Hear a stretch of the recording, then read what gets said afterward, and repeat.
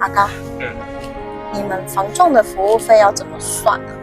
成交价的6%不得高于6%，我们会跟买方收2%，卖的人我们会收4%，所以加起来6%。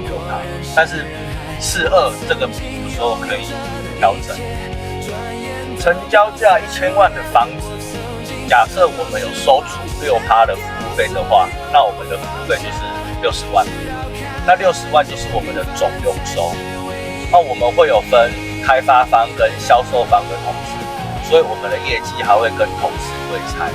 60万半就是30万，我30万，另外一个同事30万，这个叫做业绩，还不是拿到我们手上。